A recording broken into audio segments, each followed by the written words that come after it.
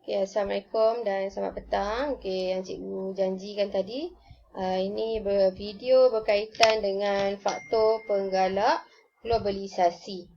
Okay, kalau kita tahu faktor penggalak globalisasi ni ada 4.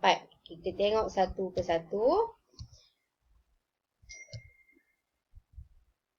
Okay, faktor yang pertama adalah peranan kerajaan. Okay, kalau kita tahu, kerajaan Malaysia ni dia mengamalkan sikap terbuka.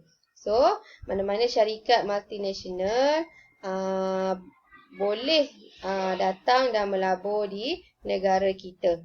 Okay, dia ada sedikit kelonggaran dalam kawalan ke atas aktiviti ekonomi.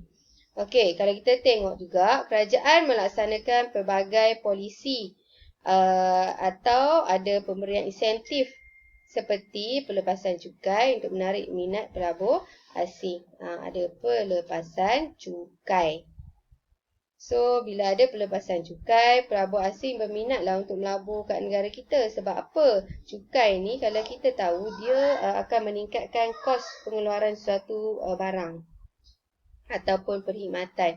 Bila dapat pelepasan cukai yang sedikit, untung tu akan lebih banyak lah. Sebab itulah pelabur asing tertarik untuk datang melabur di negara kita.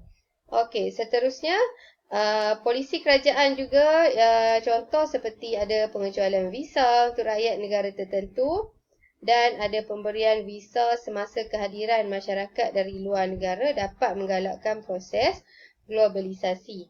Okey, bukan setakat pelaburan dari segi perniagaan, dari segi pelancongan juga kita namakan berlakunya globalisasi. Okey. Lagi satu, pelaksanaan liberalisasi perdagangan dalam blok-blok ekonomi yang kita dah belajar ya dalam bab yang sebelum ni, yang akan datang berkaitan dengan blok ekonomi. Ini pun adalah faktor penggalak berlakunya globalisasi. Okey, ada kerjasama dengan negara-negara tertentu. Dia ada blok-blok dia. Negara ASEAN, Kesatuan Eropah, contoh. Okey, itu penggalak globalisasi. Okey, yang kedua, kita tengok berkaitan dengan infrastruktur teknologi maklumat dan komunikasi yang baru. Sekiranya negara kita ni mempunyai perkembangan ICT yang pesat. Okey, bila ada perkembangan teknologi yang maju, sangat mudah untuk sesuatu firma itu membuka cawangan di negara-negara yang berbeza-beza. Okay, janji syarikat induk dia ada satu dan cawangan dia ada di merata negara. Sebab apa? ICT ni memudahkan dia untuk mengawal aktiviti perniagaan syarikat dia.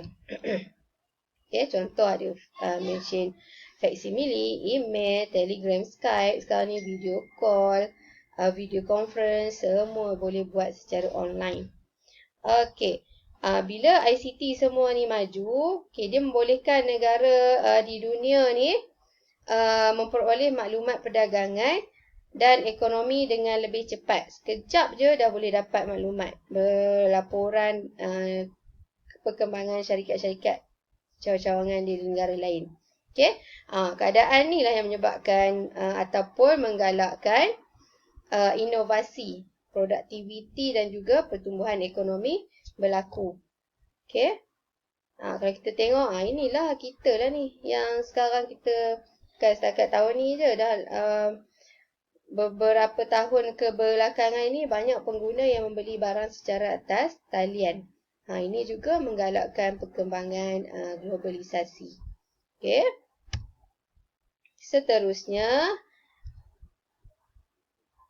faktor yang ketiga. Faktor yang ketiga adalah infrastruktur pengangkutan yang baik. Ini juga sangat penting. Kalau tak ada infrastruktur pengangkutan yang baik, kita tak dapat mengeksport ataupun mengimport barang daripada negara luar yang kita berinteraksi. Okay, contoh pembinaan jalan raya yang baik, pengangkutan udara yang meliputi kawasan yang lebih luas. Sebab kita ada lapangan terbang antarabangsa. Lapangan terbang ni dia besar dan dapat beroperasi dengan lebih luas. Dia dapat menghubungkan dengan banyak negara. Okey. Berbanding dengan kalau ikut lapangan terbang yang ada di negeri-negeri, dia punya operasi dia sangat terhad. Kawasan yang dia boleh operasi sangat terhad. Tapi kalau di KLIA sangat meluas. Okey. Bila pengurangan kos pengangkutan dan penjimatan masa, contoh kalau ada jalan raya, highway ke apa yang boleh menghubungkan negara kita dengan negara lain ataupun kereta api ke, ini akan mempercepatkan lagi proses pengangkutan. Bila cepat, kos pengangkutan juga akan lebih murah. Okey, contoh awak tengok kat sini seperti penggunaan kapal laut yang dapat menjimatkan kos pengangkutan sekaligus harga barang menjadi lebih murah. Walaupun perkhidmatan kapal laut ni, kapal laut boleh bawa barang dengan kuantiti yang sangat banyak. Tapi perjalanan dia ambil masa yang lama, berbulan-bulan. Okey, tapi kos pengangkutan ni lebih murah berbanding dengan kapal terbang. Dia cepat dan kos pengangkutan dia agak tinggi. Ikutlah jenis barang apa yang kita nak niagakan. Kita nak ekspor ataupun import. Kalau barang yang cepat rosak, lebih baik menggunakan kapal terbang. Okey. Itu berkaitan dengan 3 faktor penggalak dalam globalisasi. Yang pelancongan ni tak ada pula kat dalam slide ni. Kalau pelancongan, awak boleh rujuk buku nota awak. Okay, kalau kita tengok pelancongan ni, sektor yang memberi sumbangan besar kepada ekonomi negara. Sebab apa? Sebab pelancongan, dia ada juga kerajaan, dia buat pelbagai galakan dan insentif yang diberikan oleh kerajaan untuk membangunkan sektor pelancongan. Contoh dengan adanya KLIA tu, lagilah sektor pelancongan ni lebih pesat sebab banyak pelancong-pelancong daripada negara luar boleh datang ke Malaysia. Dan tempahan tiket ke penginapan semua sekarang ni boleh dilakukan atas talian. Itulah yang menyebabkan pelancong-pelancong mudah untuk akses ataupun datang ke negara kita atau kita untuk pergi ke negara lain. Okey? Ataupun kita punya infrastruktur dah canggih semua. Bila pelancong datang ke negara kita, dia nak bergerak daripada negeri ke negeri lain, dia boleh guna highway, dia boleh guna perkhidmatan kereta api. Tak ada masalah. Okey? Okey. Perkembangan sektor pelancongan ni juga sangat memberi kesan yang besar kepada globalisasi.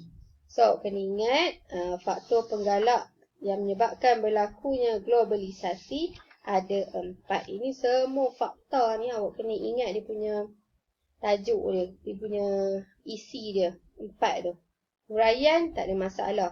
Sebab huraian ni kadang-kadang dalam soalan esei dia tanya, dan awak boleh kaitkan dengan soalan apa kehendak soalan tu. Cuma awak kena tahulah infrastruktur pengangkutan ni apa dan ikut je apa yang soalan tu nak. Okey, tak ada masalah. Isi dalam ni awak boleh jawab secara logik. Janji tepat dengan ni fakta-fakta ni, yang 4 fakta tu. Kalau fakta ni terpesong, itu barulah habis. Markah, hilang markah.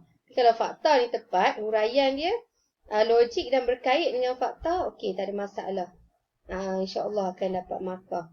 Okey, cikgu harap penerangan cikgu pada petang ni berkaitan dengan faktor penggalak globalisasi semuanya faham. Okey, sekian, terima kasih. Assalamualaikum.